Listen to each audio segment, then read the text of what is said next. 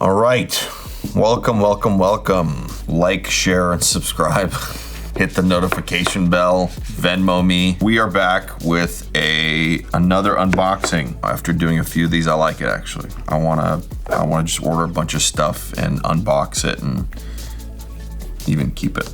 And I'm gonna really take my time next time I get something from Amazon. This is the U18s. It was released in 2021. It is based on the A18s, which was released in 2020. Unfortunately, it was released right as COVID was starting, so not many people got to have a listen to the custom for that period, but we started working on the universal right off the bat.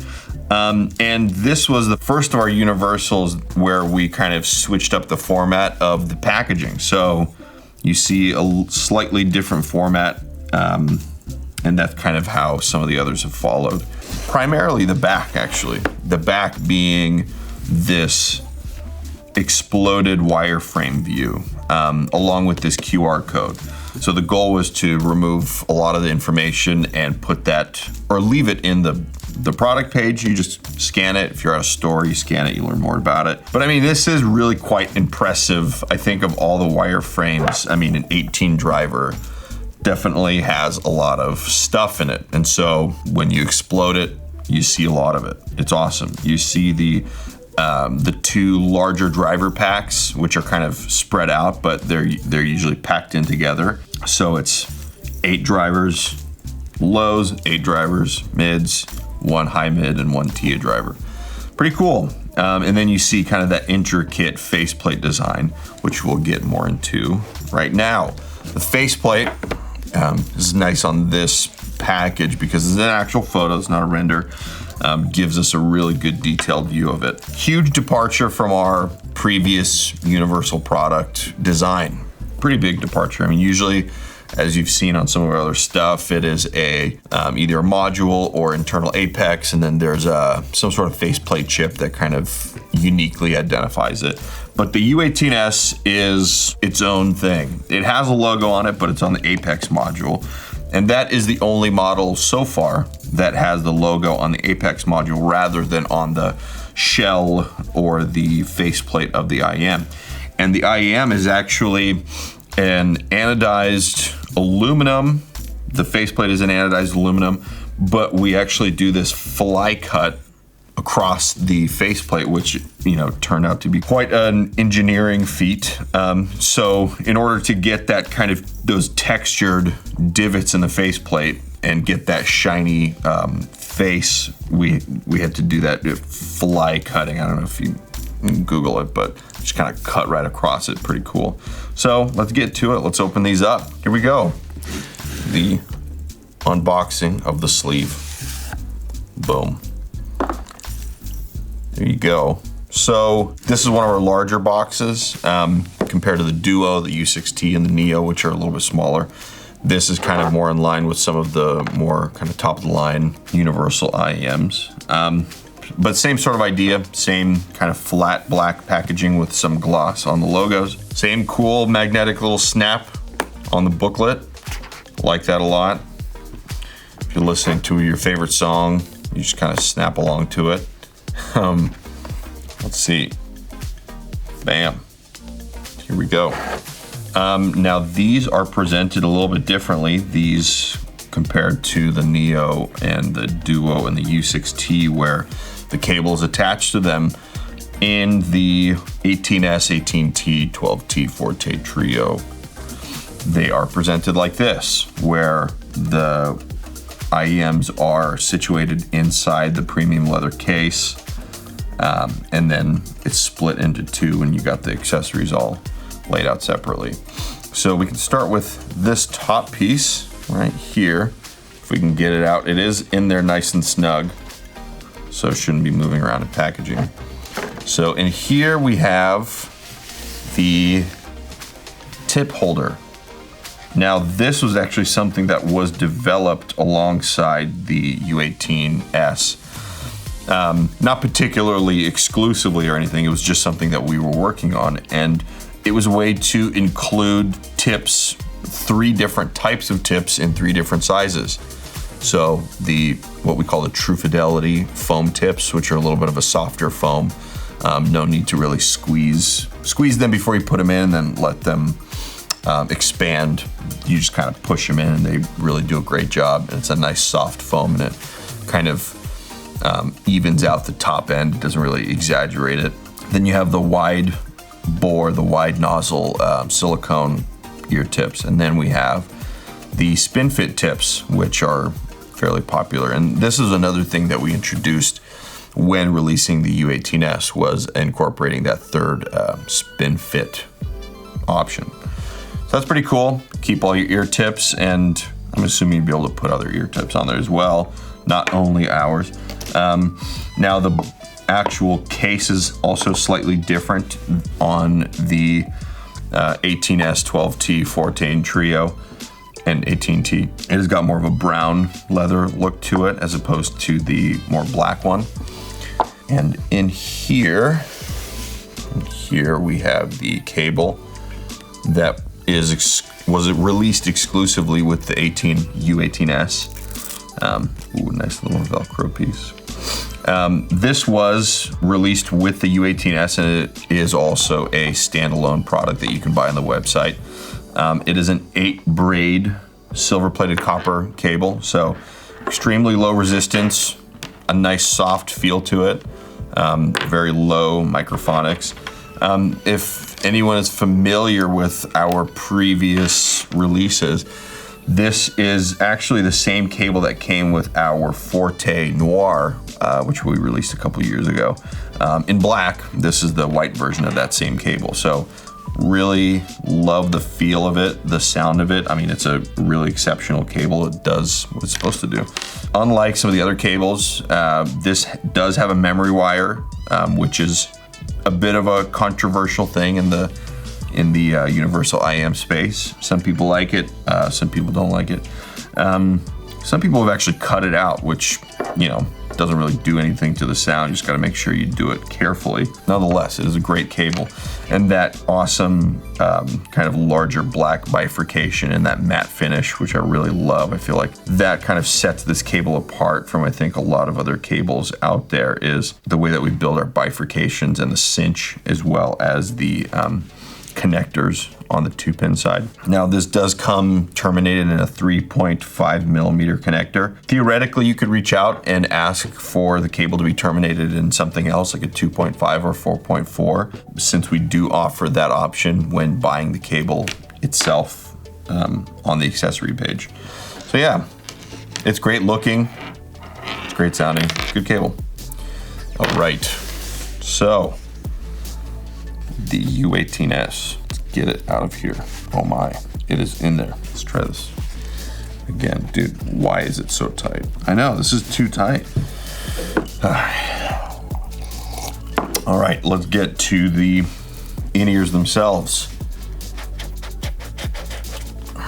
And they are fairly tight in there, so when you're pulling them out, just kind of wiggle them out. It's nice that they are tight in there, really safe. A little sticker in here. Very nice. Okay, so yeah, we wanted to kind of present them like almost a piece of jewelry would be presented. We do a pretty decent job at that. I like that they're kind of face out like this. As audiophiles kind of get more and more into cable rolling, things like that, there was a bit of a purpose behind separating the IEMs from the cable, in that the cable is something that is great, that you absolutely can and we recommend using with the in-ears, but the in-ears themselves are a standalone product. So let's see. This little guy protects a little handcrafted with love. That's nice, with a little hashtag 64fam. Got a couple more accessories in here, which are the Apex modules. Like I mentioned earlier, a U18s is the only model with the branded 64 audio Apex modules. And as with all of the rest of the universal models that have an interchangeable Apex module, it comes standard with the M15, which is missing here. And then if you want a bit more bottom end, a bit more isolation, a bit more kind of tightened up sound. The M20 is the module for you if you want a lot more of a flat curve, maybe kind of a little bit more of a brighter sound. The MX module will also offer a bit higher sound stage, as well as, you know, kind of a more open feeling in general. Those are the modules, nicely laid out. And then here it is. It is something cool to see in person because the way that the light hits the that aluminum is pretty cool. On the packaging, it's kind of an ideal situation where the light is hitting it directly, but in some cases the faceplate looks like a much darker faceplate unless the light is hitting it nicely. And yeah, I think it gives it a lot more life. It makes it a lot more dynamic and gives it a bit more character. But here they are. That is U18s. One thing you'll notice right off the bat is it is the largest shell of our universal models. I guess I could compare it, but take my word for it. It is the largest shell. That being said, though, it is still very comfortable to wear. The shape of the actual nozzle and the way that it comes into the nozzle from the shell is very ergonomic, and I think you know, most people who experience our universals have a fairly good experience with the fit, and I do too. Personally, I've tried a lot of universal IEMs, and that's one thing that's really difficult about some, less difficult with others, but these are great. So let's plug them in, show you kind of the whole thing together. There we go. And I will be using the Spin Fit tips. I like them. They're just the easiest to kind of slide in and out for me. They do brighten the sound just a little bit, but I'm okay with it. I'm fine with that.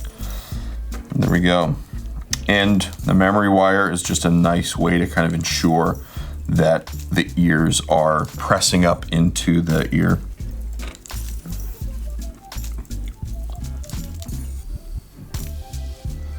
And I like to kind of push the memory wire down at the back of my ear so that it really holds them in place. There you go. That is U18s.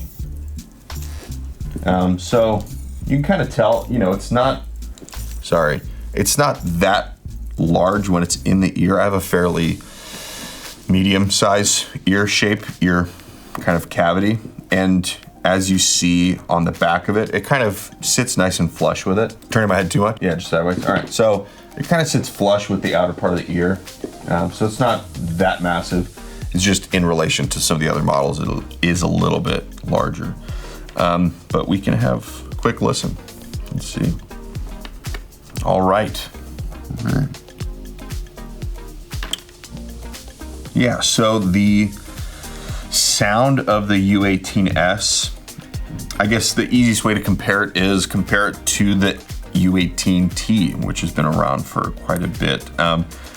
Where the U18T is what I would call a very analytical and very much a reference monitor, both in the universal and the custom form. The U18s is just a little bit more emotionally engaging, I would say. I don't know, that's a very kind of unspecific way of putting it, but slightly more warmth to them, slightly more kind of enveloping. You still get that mid-range, you still get the top end extension. I would say not as much as the U18T, but it also depends on which tips you're using. Like personally with the U18T, I like using the foam tips, but with the U18s, I like using the silicone tips and kind of play around with the modules a little bit. But yeah, it's got the detail of the U18T, but a bit more body and a bit more kind of enveloping in nature. But another thing on top of how they sound compared to each other, the U18s was, designed after the A18s, which was designed as kind of a follow-up to the 18T. Specifically in the pro audio market, we wanted something that had a bit more body to it and had a lot more headroom. And that's one thing where the U18s, you can really hear that they were designed at a louder volume.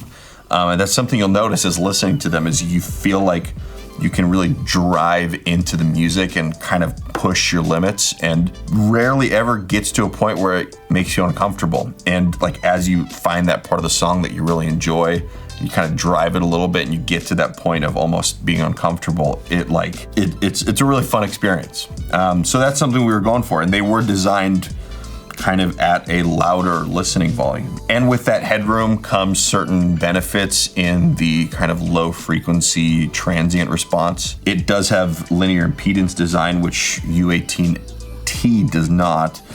And it also has a bit of a different crossover network for the low frequencies, which is, one of the things that makes the low frequencies have a lot more headroom.